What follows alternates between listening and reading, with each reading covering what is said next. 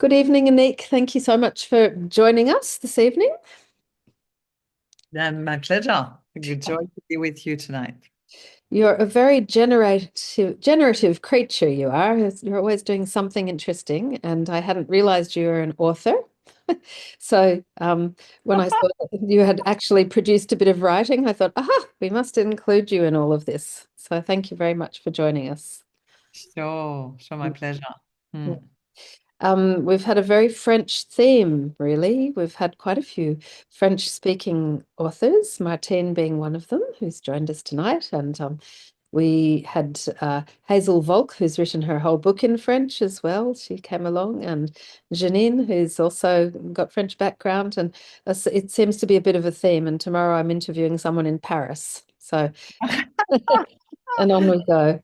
So it's a so Anik, you contributed. In fact, you were the first contributor, or sorry, maybe because your name starts with A, or maybe because they just decided to put you first, but on a book called Vision. Visionary. Those who see Visionary. yeah, It's called Visionary. The future belongs to the one who can see in the dark. In the dark. lovely theme, really lovely theme. Can you tell us a little bit about how it came about and how you got invited to participate? Yeah, that was in 2020.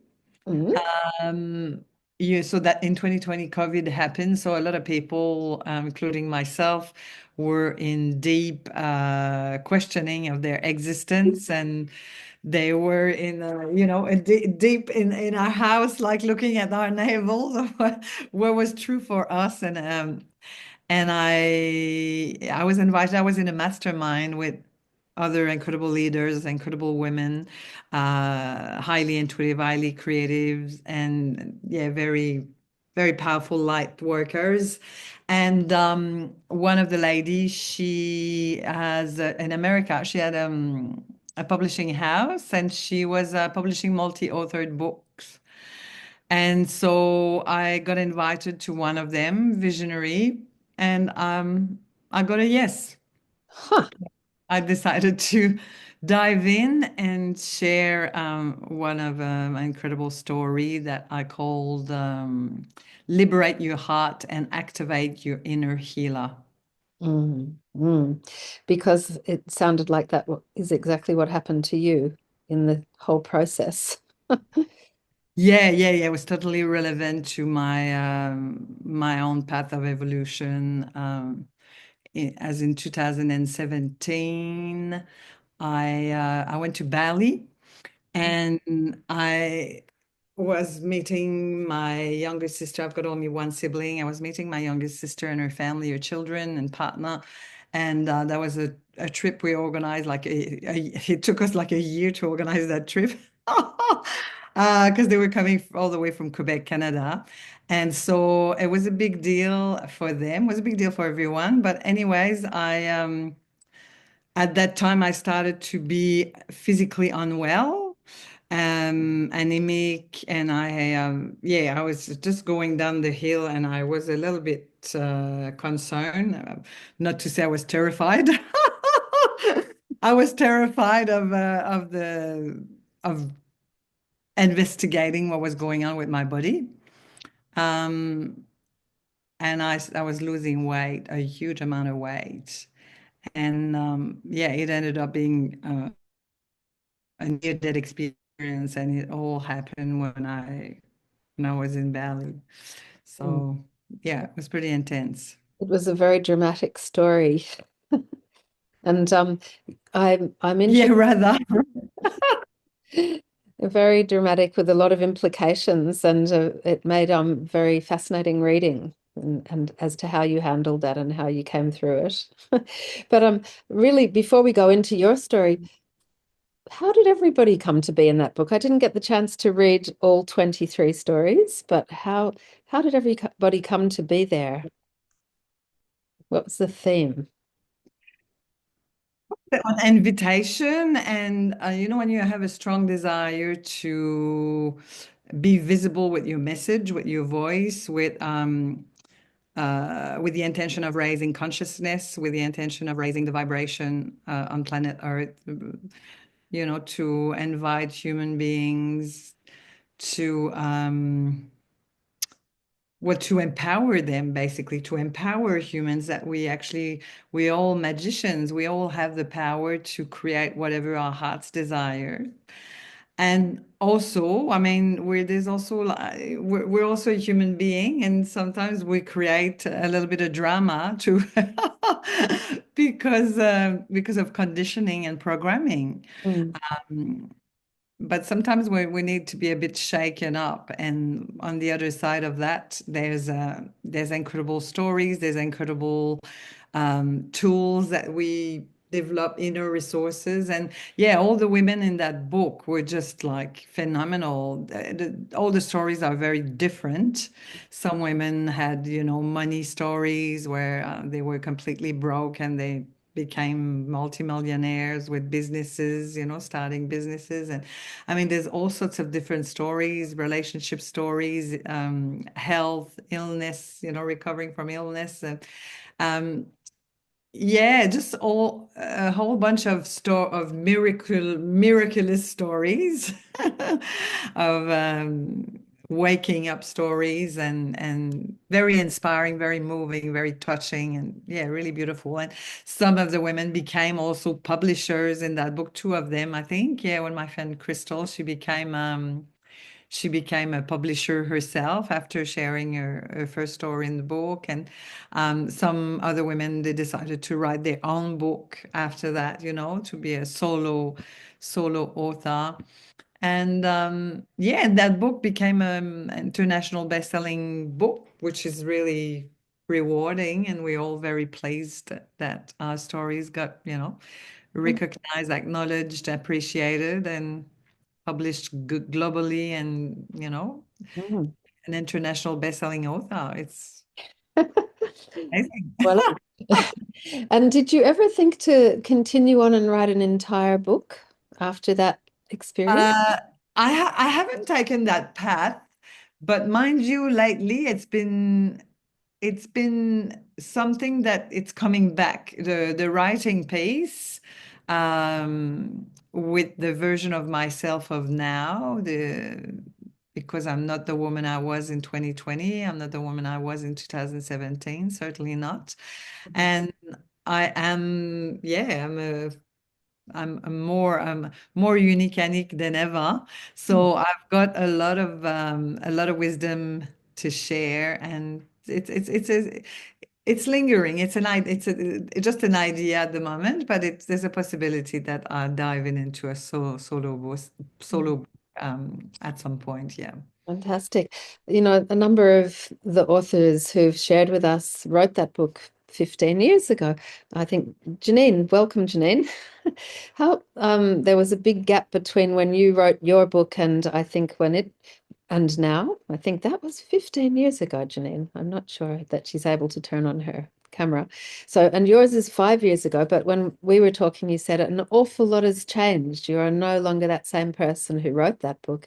And so I'm interested to know if part of the part of writing that book resulted in liberation. Was that like putting a story to rest or exploring a story more deeply or defining yourself in one version so you could let it go? Or is it just life since has changed you? Can you ask me a question again? Yeah. I'm interested to know whether the book itself Yeah, had a yeah. liberating effect on you or changed where you were at. Was it a revelation for you to write that book? Yeah, yeah. I mean, yeah, writing a book, a story, being published, being visible in that way is Mm. a very powerful transformational process, because all your limitations or your fears gonna come up to the surface. Your self-doubt, the voice of self-doubts, the inner critic, um, yeah, all of that will arise. And at the same time, the joy, as you said, liberating. I mean, and the title of my story is Liberate Your Heart. So it was indeed a big liberation. It felt really good to process such a huge story, a huge human experience. I actually don't know how I came on the other side of it, really. Sometimes it's hard to, I don't think about it so much these days, but it was a miracle, really. And I don't know how a human being can endure so much physical suffering and emotional suffering so profound. And so it was completely like a purge, a liberation, and also a joy because I do love self-expression is one of the pillar of my life's work. I've got five pillars: self-inquiry, self-care, self-love, self-leadership, self-expression under the umbrella of intuitive creativity. And so that piece of my life, writing, being seen, being published, sharing some very vulnerable moment of my childhood and of that, of being on a hospital bed, nearly dying, and I was skin and bones, like I lost 20 kilos. It was just really crazy. So I felt very naked, very exposed, but I felt also very empowered by that liberation, by that self-expression, by that and also knowing that I was helping others because a lot of people were impacted by that story. They were moved, they were touched, they were inspired, and they could relate to a degree to some pieces of that story. So it was also doing that to be at service to myself and to my people. Yeah. Mm. Well, I think that a story takes you on a journey, doesn't it? So, It sure is. well, it was a journey. So, for those in this group who haven't read that story, it was a matter of life and death. We nearly lost Anick in the process of that story, and it was. Can I talk about the physical aspect of it, or would you like to talk about what happened to your body? Go for it. Go for it. You talking. So what I understood was that you had a great big hernia, was it, in your cyst in your womb area? Is A that fibroids in my uterus. Yeah, yeah. Massive fibroid. uterus? Okay, yeah. With And like an abscess in it. There was an abscess in the inside of it. and it Mm. exploded. It Correct. Yeah, that's it. So normally, if that happens, people don't get through that very well, Oh, especially if they're in Bali in a foreign environment, and then they have to fly all the way back to be operated on. So that was a matter of a bit of time between the actual release of that fibroid into the hospital over here and then being operated in. So how did what did the doctors say when they found out what had happened inside your body? Um, well, yeah, it's all a miracle. I mean, I was not meant to go at that time. I had more joy to share, more light to share here on Earth for longer. I well, I had the doctors in Bali they wanted to open my tummy um, for 250,000 Australian dollars at the time. Ouch. And and I was quite concerned because I didn't have my community there, my friends. I didn't have family there. I mean, my family came to visit me, but they were there for a little period of time. And anyway, I didn't, it was not my country there, and I just didn't feel really comfortable having a surgery there. So I asked a few doctors over there, and they were really concerned. They thought I had some sort of cancer, or they were concerned that I would explode. My tummy was so huge. I had this skinny body with this like massive distended tummy. It was terrible. It was very, very traumatic, very scary.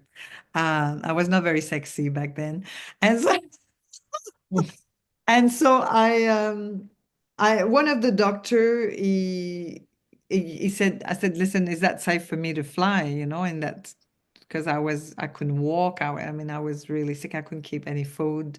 I was vomiting all the time. I was really in a bad shape. And he ended up accepting for me to fly with a nurse in a wheelchair and all the things. And I had to sign some documents. Anyway, I ended up flying back with a lot of support to Sydney, Australia, where I live, and then I went straight to emergency. They put me on morphines, and then a couple of days later, I had a big surgery. And the doctor I had, it was wonderful. I had amazing, amazing team of doctors and nurses in Australia. I was very, very loved up and looked after.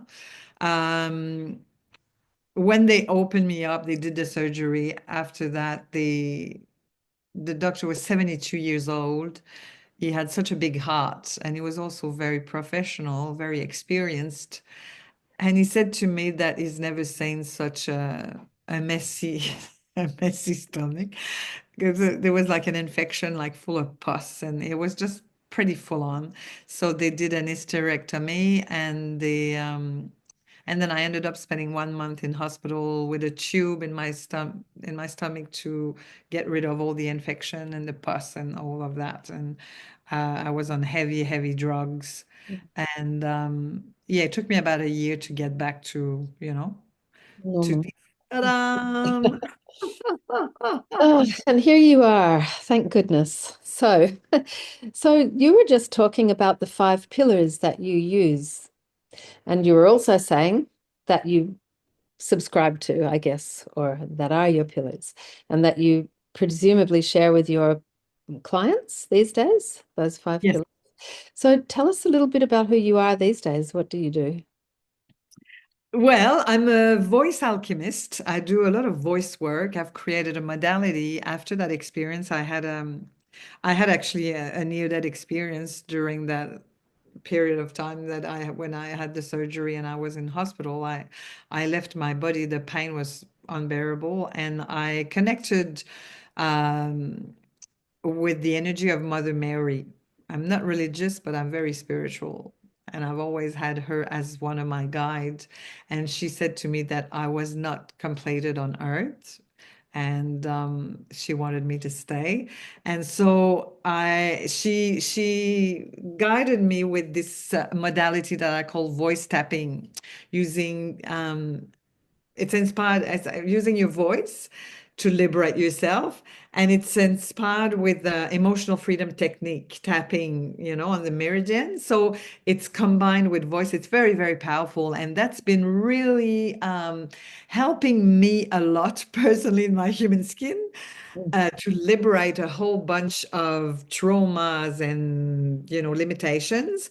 And I've started to use that with my clients, and then I saw these incredible results of women buying houses in Bondi, making loads of money with their businesses, like a massive transformation, meeting their soulmates, like really, really powerful outcomes. And so I do a lot of voice work. I do some voice healing, sound and voice healing. And I also do holistic mentoring for women with their soul purpose, Mm. which is extraordinary. And voice is a tool that I use in my containers, in my programs, in my courses. And so, yeah, that's what I do: holistic mentoring and voice alchemy, basically.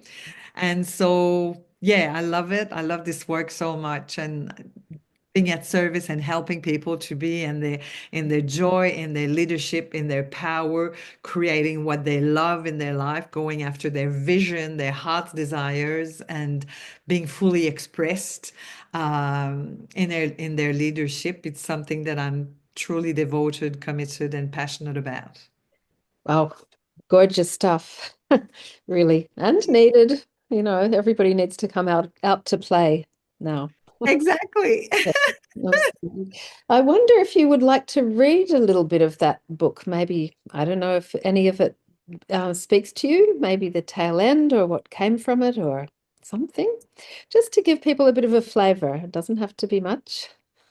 I'm looking online because as I'm moving house, I was saying previously that I'm actually moving house. So my book is My books are all packed up in boxes. Deep, deep. Uh, You've so I'm just okay. looking online if I can get the digital. Hmm.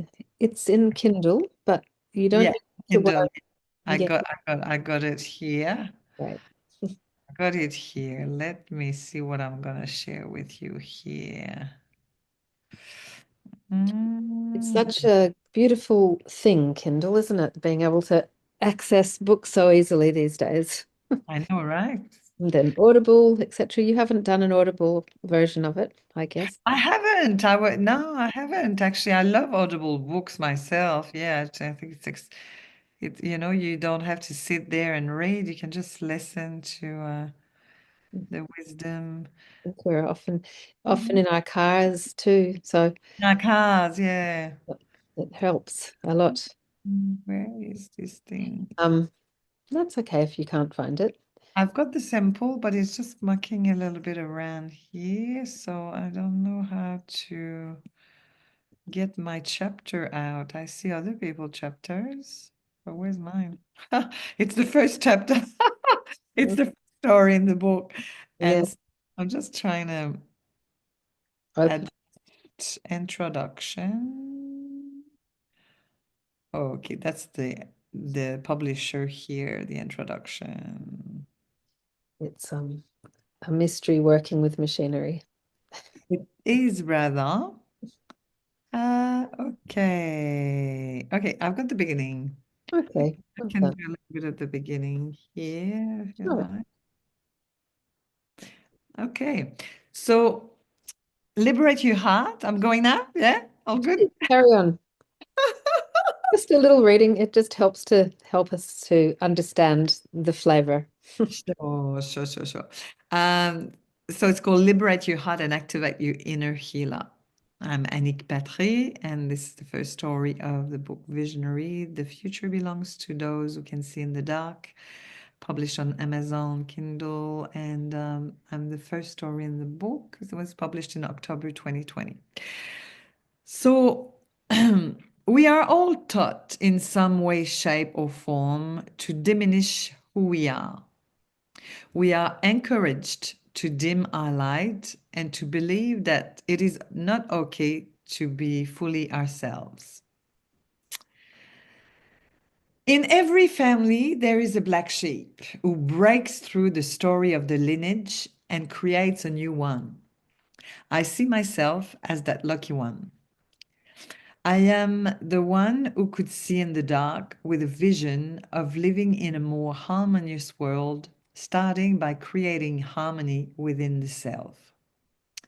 This is the story of how I liberated my heart and activated my inner healer, despite a beginning with its fair share of trauma. In this way, uh, in this way, my life led to becoming a leader of light and play, facilitating transformation for others. Recreating ourselves and playing is how we heal. Okay, so that was the beginning, the intro. You want more? No, no, that's beautiful. And I'm just going to invite Martine and Janine. And if you are behind there, it's very hard when I can't see people's faces. And Oh, so why oh, don't they show up on come on, ladies, Martin and Janine, come and show your smile on video. Come and play. Let's be visible, visible. Visible, yeah, Martine. yeah. And Thank you.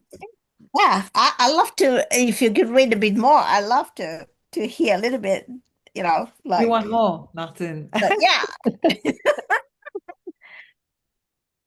Okay. Is that all right, Kate? sure, go. Okay, keep going. So, sitting on the cliff facing the wild ocean, I tuned into my heart and heard the whisper of my soul telling me of the incredible yearning to spend quality time with my only sister from Quebec, her two children, and her life partner. My heartfelt desire reconnecting with my family. Growing up together, I was the bossy big sister, and now I just wanted to get to know her as a woman, as a friend, and just be sisters again.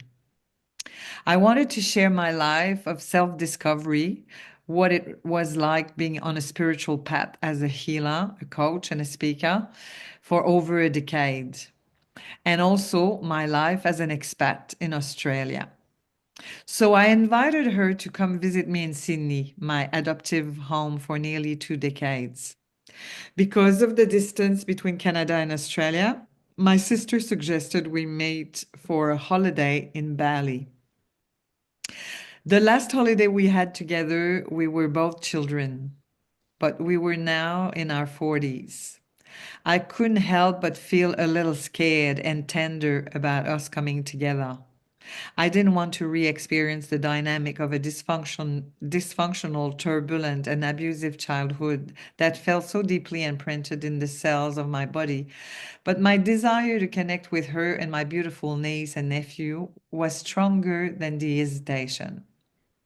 So the universe conspired and we manifested that trip. And I jumped in a plane to exotic Bali to meet them in July 2017. We planned and prepared for that trip for 1 year.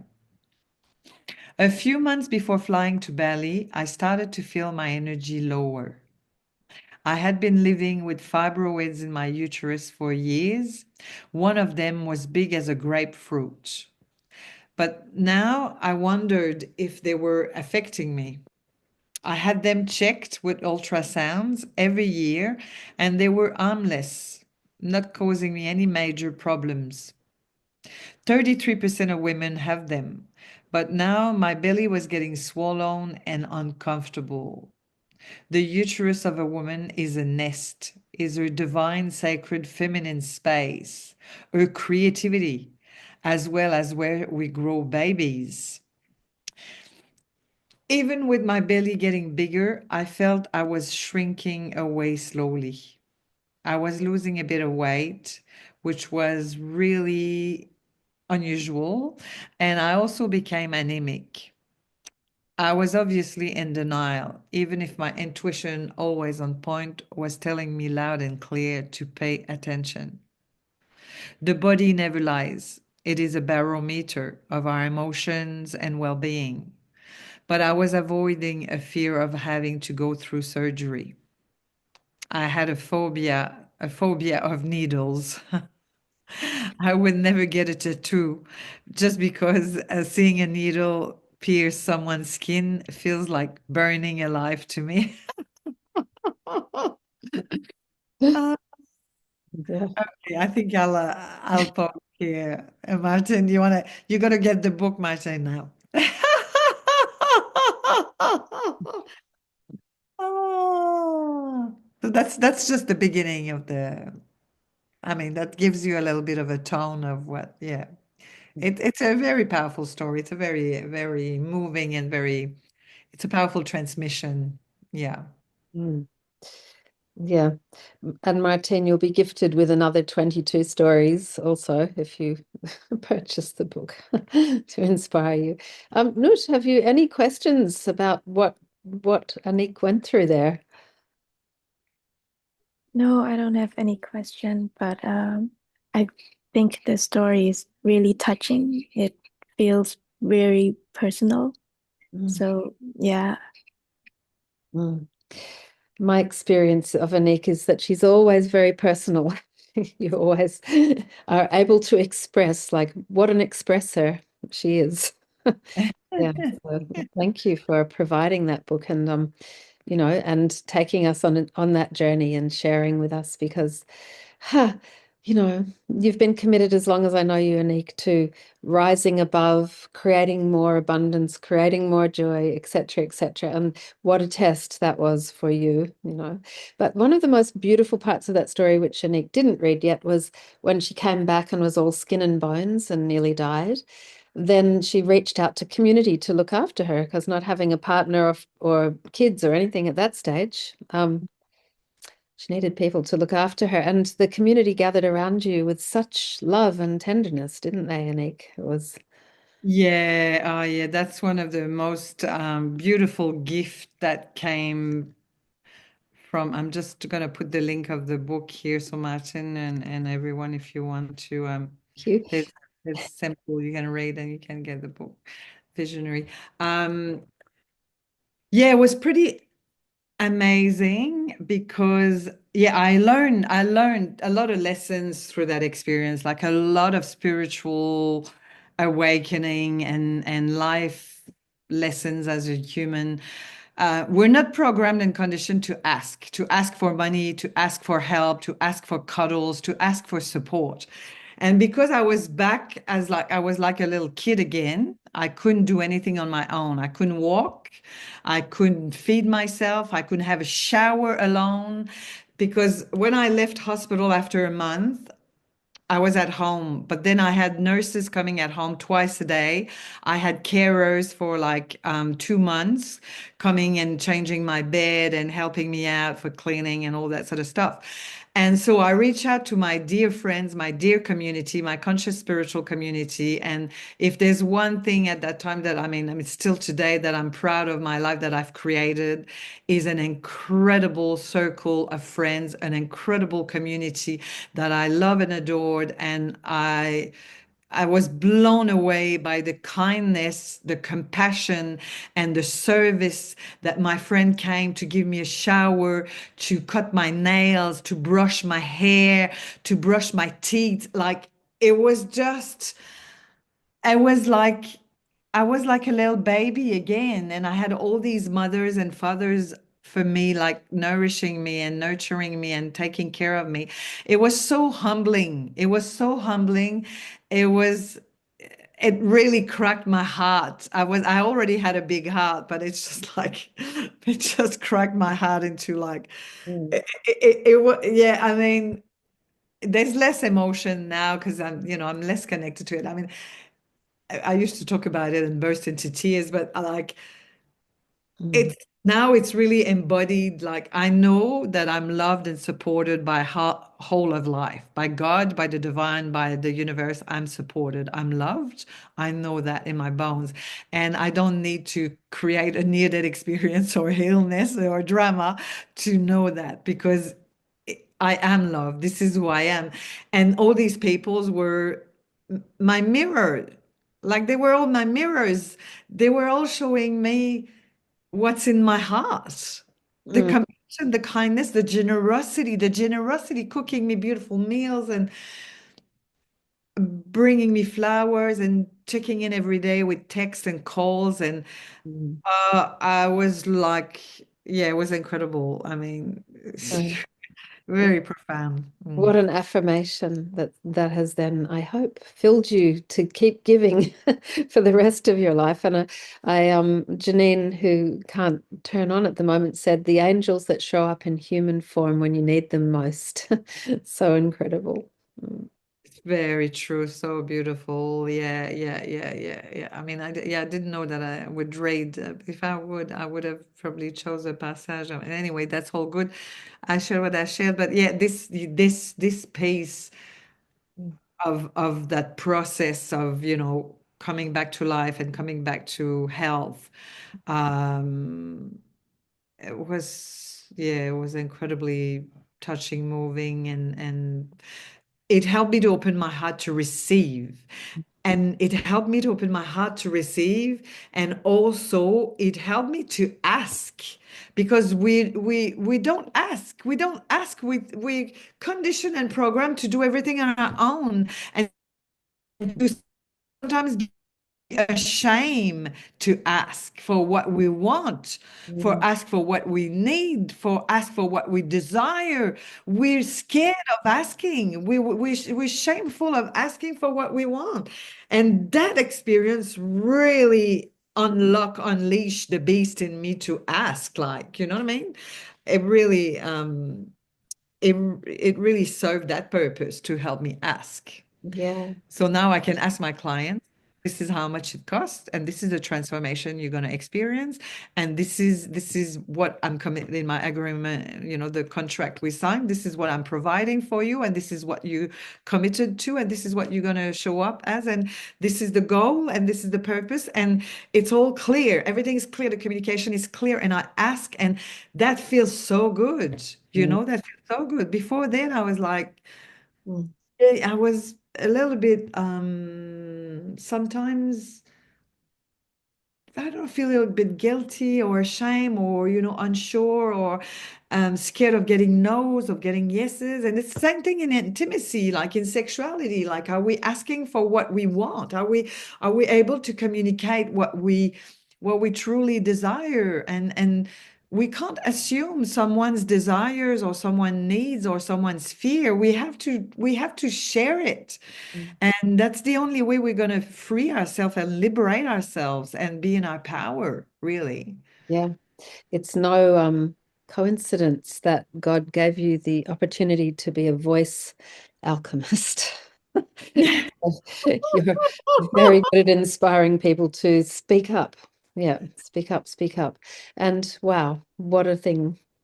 I totally agree. I think, particularly in our community of therapists, um, we don't often express ourselves out there loud, proud. We've been shamed to a big extent and taken that on in a business, an attitudinal kind of way.